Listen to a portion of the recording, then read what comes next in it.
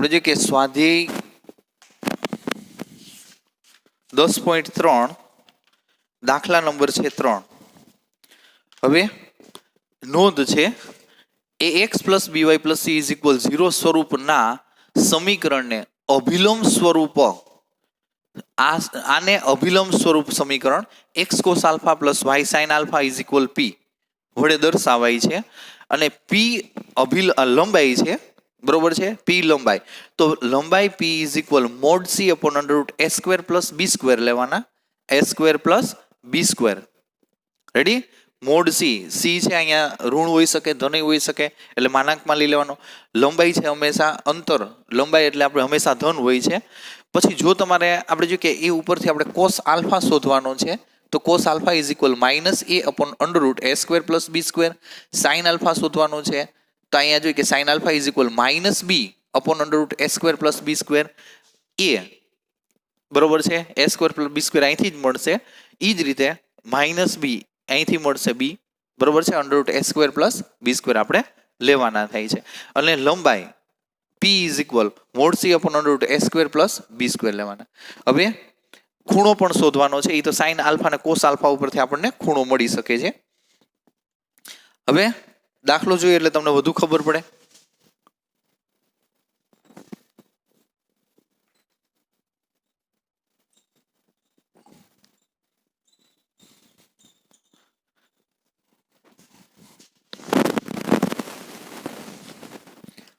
રકમ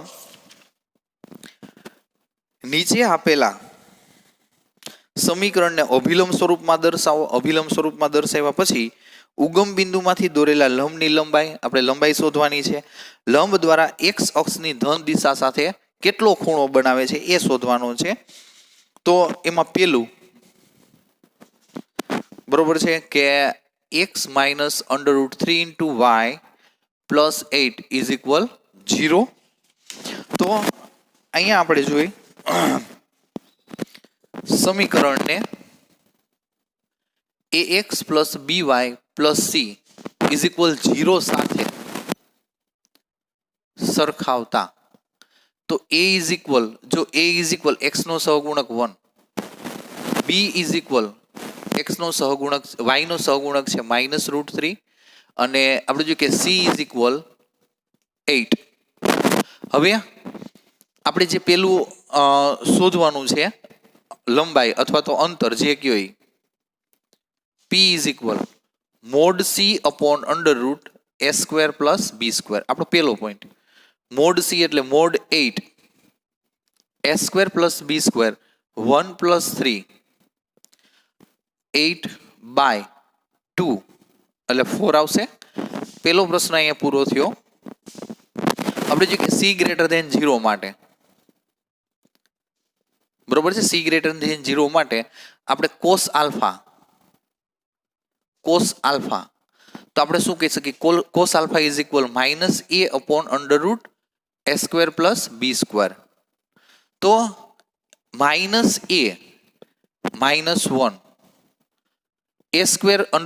+ b², બાળકો, તો આપણે અહીંયા શું કહી શકીએ? 1 + 3 એટલે -1/2. પછી sin α, તો -b / a² + b². તો -b, તો આપણે જોઈએ કે -3 થઈ જાય છે, +√3, a² + b², આપણે જોઈએ કે √1 + 3 = √3/2, બરોબર છે. હવે √3/2 મળે છે. તો બાળકો હવે અહીંયા તમને જો સમજો, અહીંયા cos છે એ ઋણ મળ્યા, sin છે એ ધન મળ્યા. આવી પોઝિશનમાં આપણે જોઈએ કે cos ઋણ અને sin ધન હોય એવું ચરણ, બીજું ચરણ થાય. કેટલામું? Second quadrant. તો અહીંયા આપણે કે સેકન્ડ ક્વાડ્રન્ટ બીજા ચરણની વાત કરીએ તો આપણે ગમે એકને લેવાનું થાય, બરોબર છે. પેલા નક્કી કરવાનું. અહીં કેવું હોય કહી શકીએ આલ્ફા બીજા ચરણમાં છે, જે આલ્ફા છે ખૂણો છે એ બીજા ચરણમાં છે. હવે બીજા ચરણમાં આપણે જોઈએ કે આને cos α, હવે આને 1/2 ક્યારે હોય કોસની લાઈનમાં? તો cos π/3. પણ અહીંયા શું છે? cos -π/3, કારણ કે ઋણ છે જો, બરોબર. હવે cos π - π/3 એટલે સેકન્ડ ક્વાડ્રન્ટ થઈ ગયું. બીજા ચરણમાં cos કેવું હોય? ઋણ હોય. તો અહીંયા આપણે જોઈએ કે cos alpha is equal cos 2π/3. તો બે બાજુ cos cos છે એ દૂર કરી નાખો. તો આલ્ફા ઇઝ ઇક્વલ 2π/3. હવે આને તમારે અંશ માપમાં ફેરવવાના છે. 2 ગુણ્યા 180/3. તો 6 તેરી 18, એટલે અહીંયા આવશે 120 અંશ. એટલે તમને જે વસ્તુ માગેલી છે એ બધી કમ્પ્લીટ એક એક આપણે મેળવી, બરોબર. તો હવે આપણે જોઈએ કે તમને લંબાઈ માંગી હતી, અભિલંબની લંબાઈ. પછી હવે સમીકરણ મેળવવાનું છે. સમીકરણ જે આપણે x cos alpha plus y sin alpha is equal p. તો અભિલંબ સ્વરૂપ સમીકરણ છે આ. તો x cos alpha is equal તમારે લેવાના છે 120 અંશ, y sin આલ્ફા 120 અંશ અને equal p. p is equal તમને મળે છે 4. આ તમારો છેલ્લો જે આન્સર છે એ, બરોબર છે. પેલા p, પછી cos આલ્ફા અને sin આલ્ફા, એની ઉપરથી આપણે જોઈએ કે ખૂણો મેળો. ખૂણાની કિંમત આપણે એમ મૂકી અભિલંબ સ્વરૂપ સમીકરણમાં. આ અભિલંબ સ્વરૂપ રેખાનું સમીકરણ છે. એને બીજું સ્વરૂપ, એને p ડેશ આલ્ફા સ્વરૂપ પણ કહેવાય. જો આ સમીકરણને p ડેશ આલ્ફા સ્વરૂપનું સમીકરણ પણ કહી શકાય. p ડેશ આલ્ફા સ્વરૂપનું સમીકરણ. રેડી? એટલે આ રીતે આપણે પોઈન્ટ લેવાના છીએ. એક એક આપણે આ સમીકરણને સરખાવ્યું. પેલા a, b અને c મેળવ્યા. પછી લંબાઈ p આપણે મેળવવાની છે. તમને પ્રશ્ન પૂછ્યો છે તો સૂત્ર mode c / a² + b². c is equal 8 કિંમત મૂકીને સાદુરૂપ આપ્યું એટલે અહીંયા 4 આવ્યા. રેડી? પછી અહીંયા c > 0 માટે cos alpha -a / a² + b² સાદુરૂપ આપ્યું -1/2 આવ્યું. પછી અહીંયા sin આલ્ફા, બરોબર છે, -b / a² + b² √3/2 આવ્યું. અહીંયા cos ઋણ છે અને sin ધન છે. તો એવું ચરણ, તો આલ્ફા કયા ચરણમાં? તો બીજા ચરણમાં હોય, બરોબર છે. આને આપણે ઉપાડ્યું cos આલ્ફા -1/2 એટલે -π/3. બીજું ચરણ છે એટલે π - π/3 લીધું, બરોબર છે. એટલે cos alpha is equal cos 2π/3. cos cos cut થાય, બે બાજુ સરખા હોય એટલે sin sin હોય તો sin sin કટ થાય, બરોબર છે. તો આલ્ફા ઇઝ ઇક્વલ 2π/3. પાઈ ની કિંમત મૂકીને સાદુરૂપ દીધું આપણે. રેડી? પાઈ ની કિંમત મૂકીને આપણે સાદુરૂપ દીધું એટલે 120 આવે છે કિંમત. પછી એના પછી સેકન્ડ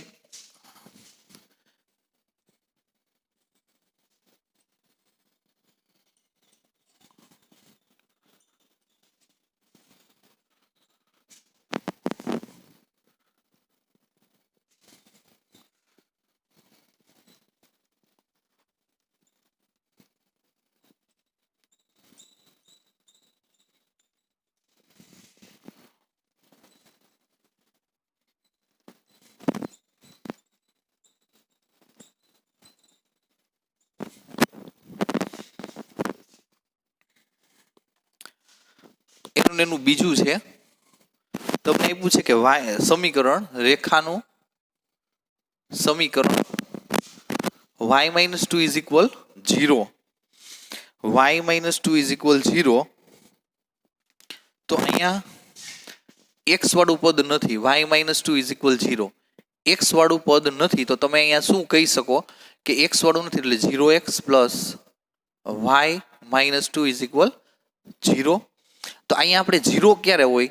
આપણે x સાથે cos આલ્ફા છે એટલે cos 19 લ્યો ઇન્ટુ x. 1 અહીંયા y સાથે sin હોય તો sin 1 ક્યારે હોય? એટલે કે sin 90 તો 1 થાય ઇન્ટુ y ઇઝ ઇક્વલ આ 2. -2 સામેની બાજુ +2 થઈ ગયા. એટલે આ ડાયરેક્ટ તમે કહી શકો p ડેશ આલ્ફા સમીકરણ પૂરું થઈ ગયું ડાયરેક્ટ, બરોબર. ખૂણો કેટલો? ખૂણો જોતો હોય તો આલ્ફા ઇઝ ઇક્વલ 19. રેડી? બીજું કંઈ કામ છે નહીં. અને p કેટલો? તો p 2 છે. પૈતું બીજું કંઈ છે જ નહીં. એકદમ નાનું એવું સ્વરૂપ છે સમીકરણનું. p ડેશ આલ્ફા સ્વરૂપ અભિલંબ સ્વરૂપ રેખાનું સમીકરણ. નંબર 3 એમાં પાછું આખું કરવાનું. નંબર 3 છે એ મોટું છે આગલા દાખલાની જેમ. નંબર 3 અહીંયા આપ્યું છે કે x minus y is equal 4. 4 આ સાઈડ લઈ x minus y minus 4 is equal 0 ને a x plus by plus c is equal 0 સાથે સરખાવતા therefore a is equal 1, b is equal minus 1 અને c ઇઝ ઇક્વલ આપણે જોઈ કે minus 4. Ready? તો અહીંયા આપણે એમ કહી કે અંતર અથવા તો લંબાઈ p is equal mode c upon under route a square plus b square mode minus 4 under root 1 plus 1, જો બેનો વર્ગ પ્લસ જ આવશે. ધેરફોર અહીંયા કેટલા થશે? આપણે જોઈએ કે 4, 1 પ્લસ 1 એટલે રૂટ 2. બરાબર, અહીંયા આપણે છેદ ઉડાડીએ તો અહીંયા 2 ગુણ્યા 2 અપોન રૂટ 2. તો રૂટ 2 એકવાર ઉડી જાય તો અહીંયા આન્સર કેટલો આવશે? 2 રૂટ 2. બરોબર, પી કેટલો મળે છે? 2 રૂટ 2. હવે સી ગ્રેટર ધેન 0 માટે જો અહીંયા ભલે માઇનસ છે તો આપણે એમ કહી શકીએ કે cos alpha is equal minus a upon a square plus b square. Ready? Cos alpha is equal minus a square upon b square. હવે minus a minus 1 upon under root અહીંયા પણ જોઈએ કે 1 પ્લસ 1 આવશે, એક બેનો વર્ગ કરશો એટલે ઈ જ થશે માઇનસ 1 અપોન રૂટ 2. પછી sine alpha is equal minus b upon under root a square plus b square is equal minus minus plus under root 1 plus 1. શા માટે? બેનો વર્ગ, એકનો વર્ગ એક માઇનસ એકનો વર્ગ પ્લસ થશે. પછી અહીંયા આવશે 1 અપોન રૂટ 2. તો બાળકો અહીંયા તમે જોઈ શકો કોસ ઋણ છે અને સાઇન ધન થાય છે. કોસ ઋણ સાઇન ધન.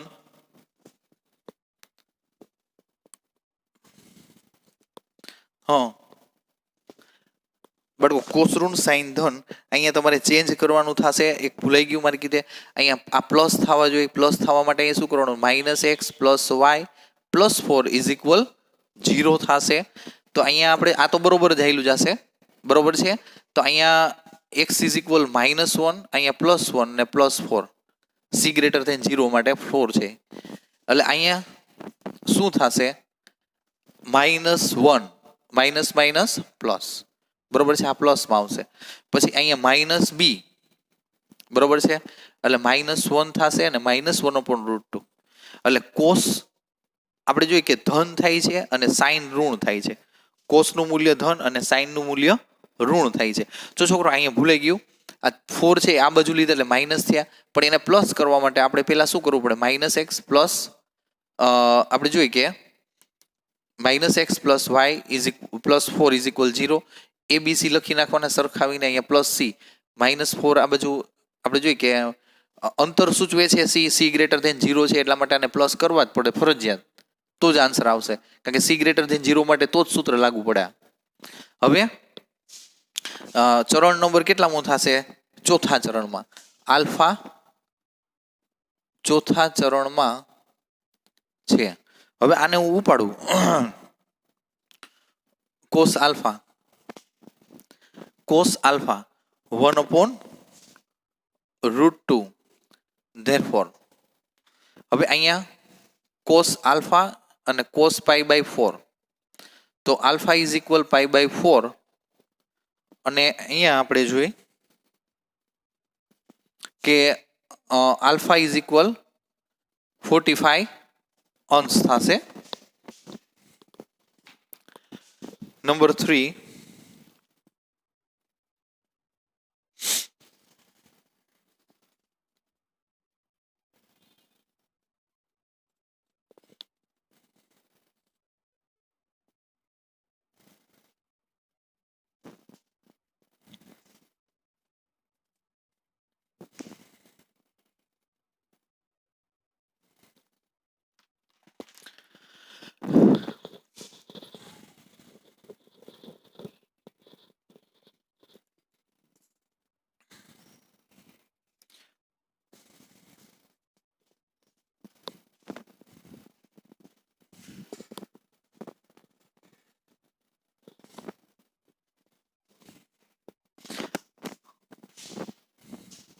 અને છોકરો અહીંયા તમારે બીજું તમારે લેવાનું થાય તો અહીંયા કોસ આપણે જોઈએ કે ચોથું ચરણ દર્શાવવા માટે તમે આ રીતે પણ લઈ શકશો.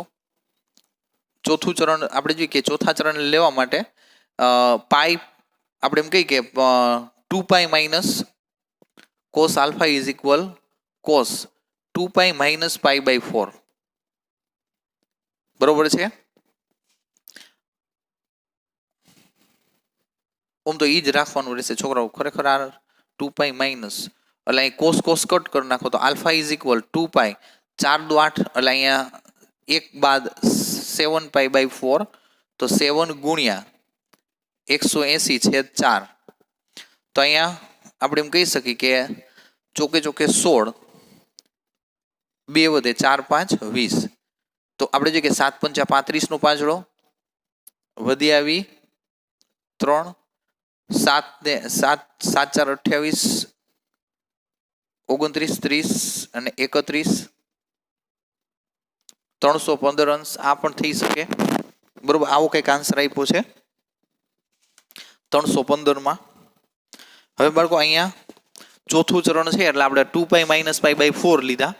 હવે આપણે જોઈએ કે આનું સમીકરણ આપણે લખીએ.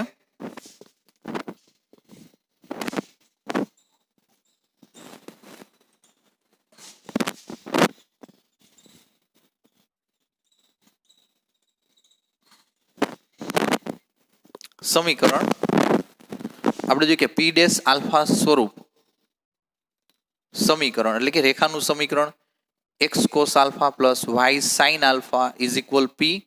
therefore x cos alpha 135 અંશ plus y sin alpha 135 અંશ થશે અને p 2√2 આપણે અહીં જ મેળવ્યું હતું. રેડી, એટલે કમ્પ્લીટ આ પ્રકારનું સમીકરણ થશે.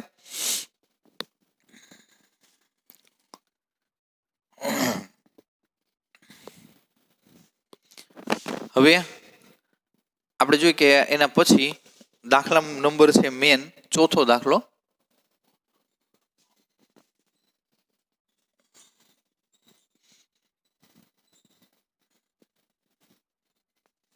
એક આ ખાસ ધ્યાન રાખજો બાળકો, ચોથું ચરણ છે એટલે 2 માઇનસ π/4 લેવાના.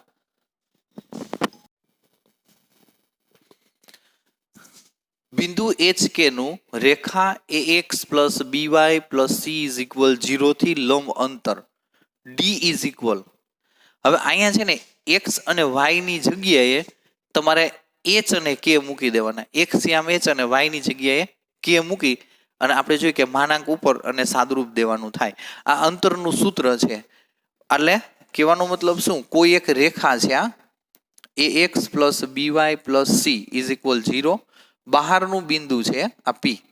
બરોબર, આ P બિંદુથી આપણે જોઈએ કે અંતર શોધવાનું હોય, ડિસ્ટન્સ. બરોબર, તો આ ડિસ્ટન્સ શોધવાનું હોય તેના માટેનું આ સૂત્ર છે. અહીંયા આપણે એમ કહીએ તો PM શોધવા માટેનું સૂત્ર લંબ અંતર D is equal mode AH plus BK plus C upon √A² plus B². કહેવાનો મતલબ H અને K છે X અને Y ની જગ્યાએ મૂકી દેવાના. રેડી, આ રીતે સાદરૂપ આપવાનું આ લંબ અંતર શોધવા માટેનું સૂત્ર છે. બહારના બિંદુ P થી રેખાના બહારના બિંદુ P થી અંતર શોધવાનું સૂત્ર છે.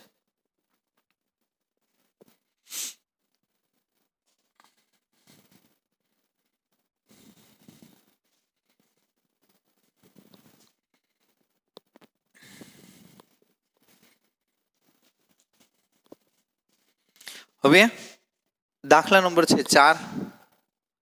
હવે એમાં તમને દીધું છે કે -1 + 1 બિંદુ છે. આપણે ગ્રાફ દોરીએ એટલે ખબર પડે. બહારનું બિંદુ છે આપણે જોઈએ કે -1 આ +1 અને રેખા તમને આપી છે 12 બ્રેકેટમાં x + 6 5y - 2 થી અંતર શોધો.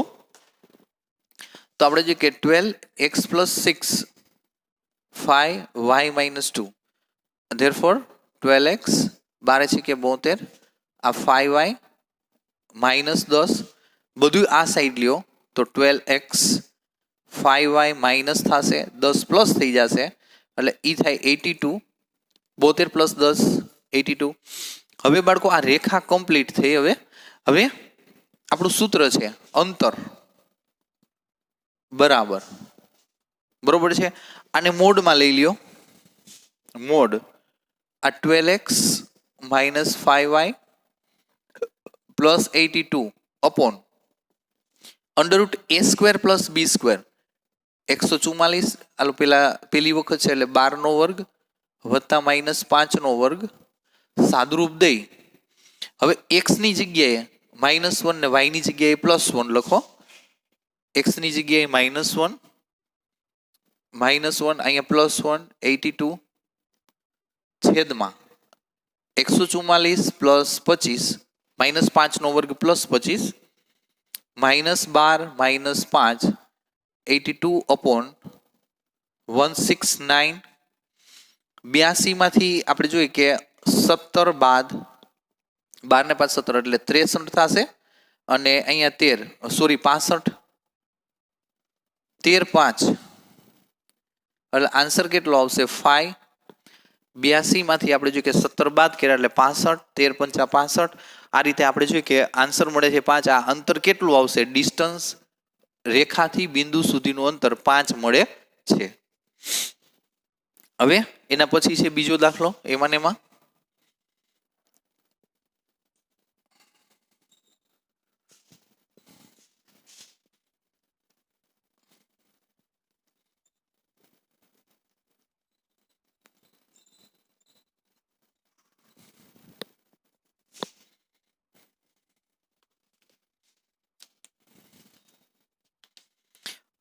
દાખલા નંબર છે 5.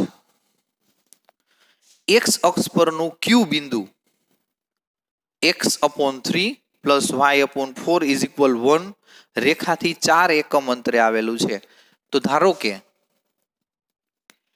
x અક્ષ પરનું બિંદુ છોકરાઓ x અક્ષ ઉપરનું બિંદુ એટલે x આમ મળે y આમ કેટલો થાય તો કે 0 થાય.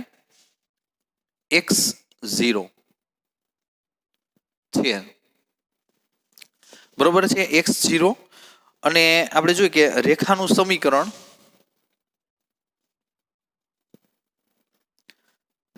સમીકરણ છે તમને રકમમાં આપ્યું છે x/3 plus y/4 is equal 1. હવે આને આપણે સાદુરૂપ દઈએ અથવા તો આમનામ રાખીએ તો પણ ચાલશે. હવે 12 લસા જો તો 4 તેરી 12 3 4 12 અને 12 એકા 12 12 ને આ બાજુ લઈ લ્યો તો 4x plus 3y minus 12 is equal 0. હવે બળકો આપણે અહીંયા આ બિંદુ શોધવાનું છે બરોબર બિંદુ શોધવાનું છે અને અંતર તમને આપ્યું છે અંતર બરોબર છે રકમમાં અંતર પણ આપેલું છે તમને 4 એકમ અંતરે આવેલું છે બરોબર. હવે જોઈએ કે અંતર સૂત્ર અનુસાર આપણે શું કહી શકીએ કે અંતર બરાબર આપણે એમ કહીએ કે આ આપણું સૂત્ર એટલે સમીકરણ 4x plus 3y minus 12 upon under route a square plus b square એટલે અહીંયા આવશે 16 પ્લસ 9 બરોબર. હવે અંતર કેટલું છે 4 મોડ 4 x આમ x બરોબર છે 3 y આમ 0 માઇનસ 12 અને અહીંયા 16 ને 9 25 25 નું વર્ગમૂળ 5 5 અંશમાં લઈ લ્યો 5 4 20 5 4 20 બરોબર ગુણાકારમાં. હવે અહીંયા બ્રેકેટની અંદર આ 4x 0 માઇનસ 12 હવે માનાંક દૂર કરશો તો આગળ અહીંયા પ્લસ ઓર માઇનસ આવશે ચેપ્ટર નંબર 6 અનુસાર. તો 4x minus 12 is equal plus or minus 20 અલગ કરી નાખો બરોબર છે પ્લસ ઓર માઇનસ ને તો 4x માઇનસ 12 ઇઝ ઇક્વલ 20 અથવા આ 4x માઇનસ 12 ઇક્વલ માઇનસ 20 બરોબર. 12 સામેની બાજુ 4x એટલે અહીંયા આવશે 2 અને 3 4 છેદમાં બરોબર છે 4 દુ 8 4 3 4 5 4 6 4 7 4 9 4 9 4 8 8 4 32